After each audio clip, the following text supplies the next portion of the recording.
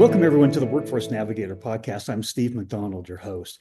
Today, we have a very esteemed dumbass on the show. And I say that with the utmost of respect. And Gary's going to explain that as we get into this here. But you have been, for many years, you were the CEO of WD-40. You're on tons of boards. You're coaching CEOs. You have a lot to say on the subject of company culture and its importance and why we need to really pay attention to it. But what I'd love to do before we get started here, Gary, is just give you an opportunity to expand a little bit on your background, and then we'll dig into the subject matter. Yeah, thanks so much, Steve. It's great to be here with you. As you said, yes, for 25 years, I had the privilege and honor to be the CEO and chairman of WD-40 Company, and that many of the people that are with us today probably have a blue and yellow can with a little red top somewhere in their home or workshop or car. But that experience was a great one because it really helped me understand that building great organizations is not about me, it's about building great cultures. So today, my purpose is I help leaders build cultures of belonging where love, forgiveness, and learning inspire a happier, more connected world. And I do that through coaching, public speaking on the subject, and then, of course, my new book that is coming out very shortly, which is called Any Dumbass Can Do It. And now I'm not the chairman of any board. I am the dean of dumbassery. You know what? Here's why I've been looking forward to this conversation. Anybody that would name their book Any Dumbass Can Do It, I want to talk to. Well, you are now talking to the dean of dumbassery. One of my mentors, he said, a system under pressure reveals its flaws. It starts leaking everywhere. Well, let me ask this. So, all the obvious things of culture, how do we connect the dots between what is a company culture, why is it important, and how does it impact long-term sustainable growth, shareholder return and value, all of that? Because there is an epidemic, I would call it, a crisis across most companies, and especially their HR groups, that they feel unsupported. They feel like I'm treated as a stepchild, a support group. I don't have a seat at the table. I therefore don't have a big voice in decision making. Yet this thing called company culture tends to land in my lap. And everybody tends to agree it's really, really important. At least the executives of my company agree it's important until something else comes up that takes their time and takes their focus off. So I would love to just ask your opinion on, first and foremost, what do you want to talk about when it comes to company culture? I would want to start there. And then I would see if we could weave in a couple of things about what I said there. But I would like to just open it up and just say, what's the story that you want to tell about culture? Well, Aristotle, who was born in 384 BC, said, pleasure in the job puts perfection in the work. So if our responsibility as leaders is to deliver great output for our organizations, then it's our role to create an environment where people go to work every day, they make a contribution to something bigger than themselves, they learn something new, they're protected and set free by a compelling set of values, and they go home happy. And happy people build happy families build happy communities, and happy communities build a happy world, and we need a happy world. So it's our responsibility as leaders and businesses to do what we need to do to build a culture which is a reflection of values and behaviors where people know and feel like they belong, know and feel like they matter, have the opportunity to make choices, and are treated and feel like they're always in a learning environment. So here's what's really interesting. I love all of that. That is from the employee's perspective. What's interesting is you have in spades the CEO's perspective, which means over all those years, you were responsible to and accountable to the board. And when board meetings open up, and one of the first things that we say is, hey, how is this quarter's quota doing? How are we doing on next quarter? And then things like brand and culture and values that have these long-term connotations to them don't tend to get the attention usually in board meetings which tend to drive, which tend to be the rudder. We collectively decide, what are we going to be doing with this company? Like, how did you bridge the gap in the short-term mentality and focus that can happen, not always, but can happen in the board, that is that rudder?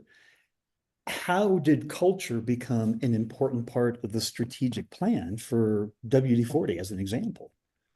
Initially, it was very difficult because up until probably the last 5 or 7 years, boards and investors in Wall Street really did not pay a lot of attention to the value of culture. However, we were able to be consistent enough at WD-40 to pay attention to culture to the point where results started to speak for themselves. Now, Steve, you can write the best strategic plan in the world.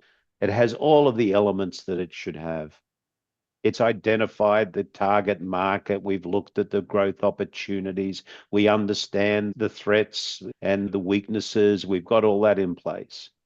But if only 25% of your people go to work every day and are dedicated to executing that strategic plan, you're only going to get a quarter of the value of that strategic plan.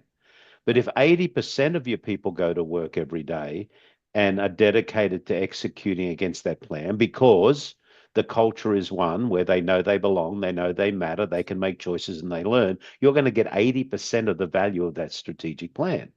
Not only that, great cultures do a number of other things. You have a very high retention rate. And the thing that's very costly that a lot of leaders look through is the cost of losing brains. So, what is your retention rate? What's your turnover rate? How much does it cost you to replace brain power in an organization? Well, thank God Eastridge is here. That's what we do. But again, culture is not a microwavable event. It takes a crockpot approach. You cannot run into an organization and sprinkle fairy dust all over it and think the culture is going to change. You have to have consistency. When I was in high school, my science teacher gave me a petri dish and he said, we're going to grow culture in this petri dish. So the first thing you have to do is decide what are the ingredients you have to put in that petri dish to grow a great culture. Well, I can share with you what the ingredients are that we've proven to build a great culture. Then once you've put those ingredients in, what is your job as the leader? Your job is to feed the good ingredients and attack the toxins that try to get into the petri dish to kill the culture. So culture equals values plus behavior times consistency. So the answer to the question is, we're not going to sprinkle fairy dust on the organization and the next quarter is going to be better. Forget it. It's not going to happen. But if you put the foundation in place, you're going to have an organization that progressively improves the culture, which increases employee engagement, which increases employee participation, which maximizes the execution of your strategic plan, which gives you better results over a longer period of time. Now, fortunately, investors and boards are starting to pay attention to that. But even today, Gallup's latest research came out in January. Employee engagement in the US is at a 10-year low at 31% because we're doing a crappy job as leaders. Oh my goodness. You said a number of things in there. You talked about ingredients, and I'd love to hear your thoughts on what are those important ingredients. But I want to ask a question before you do that, which is, when I've talked to executives from chief technology officers to CMOs to CHROs, they talk about things like collaboration, feeling a part of the team, psychological safety, to fail, to try new things, to maybe even question your boss and say, there might be a different way to go here. In your mind, what are the important ingredients that, if I were a leader watching this, that I would want to put into that petri dish and create that kind of a culture? Well, number one, you want to have a people first mindset. And you need to take the word manager out of your vocabulary and replace it with coach, because your job is not to manage people.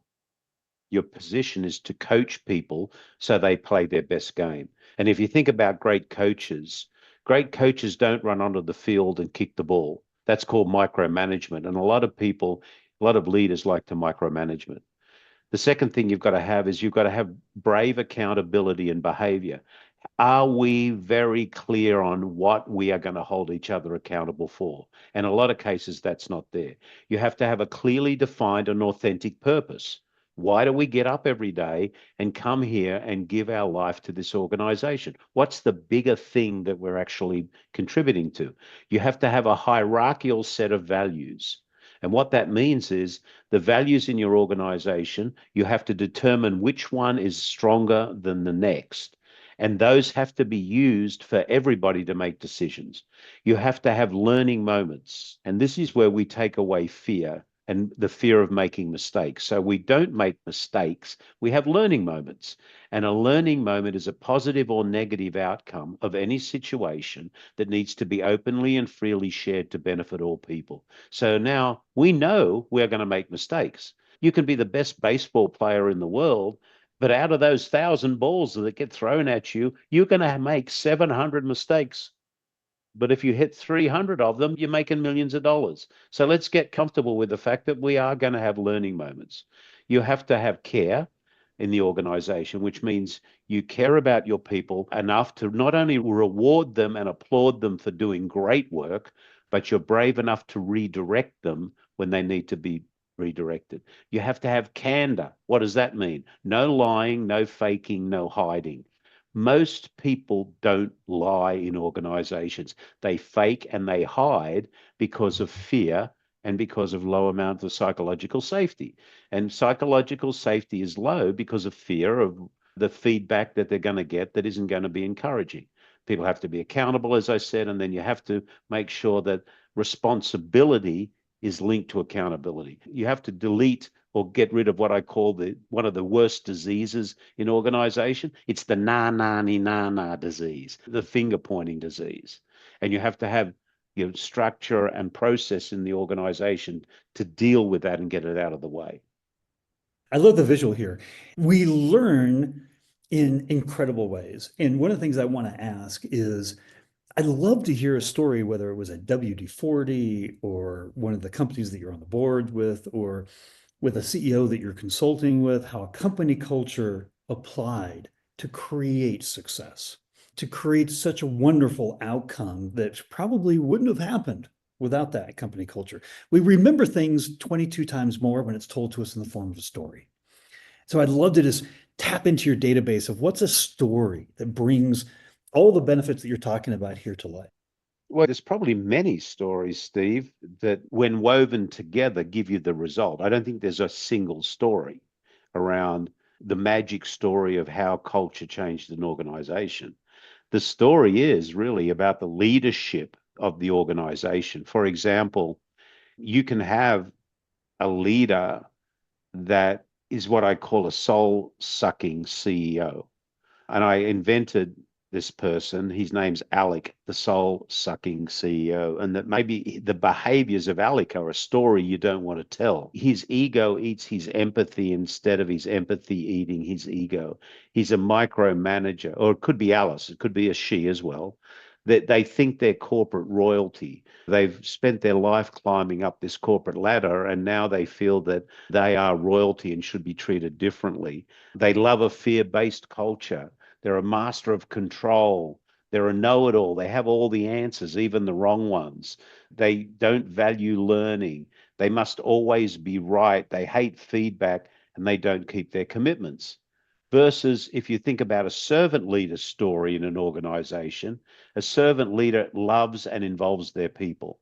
They're always in servant leadership mode. They're expected to be competent. So they're always learning. And the number one responsibility of a great leader is to be a learner and a teacher. They are connected with emotional intelligence. They ask those little questions like, are you okay? What's on your mind? What's getting in your way? They love learning moments because they know learning moments are the catalyst for innovation, motivation, entrepreneurial thinking. They have a harder goal, but they've got a backbone of steel as well. So it means that they have that balance between being tough-minded and tender-hearted. They're champions of hope. They know micromanagement is not scalable. They do what they say they're going to do. So that's how they build confidence and psychological safety. And they treasure the gift of feedback because they are the dumbass. When I was at WD-40 Company, I used to introduce myself like this. G'day, I'm Garry Ridge. I'm the consciously incompetent, probably wrong, and roughly right chairman and CEO of WD-40 Company, and I need all the help I can get. And that's really how you engage people, and they get encouraged to say, hey, we're here to help. So there's not one story. There are individual elements of it, but there are two stories of leadership. The story of Alec, the soul-sucking CEO, and the story of the servant leader who is there to serve the people they have the privilege to lead. Well, you did tell a good story there. I appreciate it. The way that you humbly introduced yourself to me gave the impression that I don't have all the answers. I'm not going to dictate the answers. I want to learn from you. I want your feedback. I want your collaboration. I want this to be a partnership. So, Garry, we've talked about so much, and as humans, we can only remember about three things at one time. If we took everything that we've talked about on the podcast here today, and you said for the audience, what's the single most important thing that you want us to take away about company culture? What would that be? It's not about you. It's about the people you have the privilege to lead. And your role as a leader is to create an environment where people feel like they belong, they know they matter, they can make choices, and they're always learning. It's as simple as that. Any dumbass can do it. I love it. Here's something that I know is going to happen is people are going to have questions for you. Is it appropriate that I would give out maybe a link to your LinkedIn profile? People could reach out. So I'll give you this as well. If people would like to learn more about how to be a master of dumbassery, which is a positive thing, go to my website, www.thelearningmoment.net. There is a quiz there you can take, and you will get an assessment of your level of dumbass mastery. And if you do the quiz, you will actually get a free playbook on how you can make immediate changes in your organizations to start to build a great culture. And also follow me on LinkedIn. I'm on LinkedIn. It's Garry, Garry Ridge on LinkedIn. I post 2 or 3 times a week. There's articles on there. Love to meet you there. Love you to be part of the community that's building a better world by building better cultures.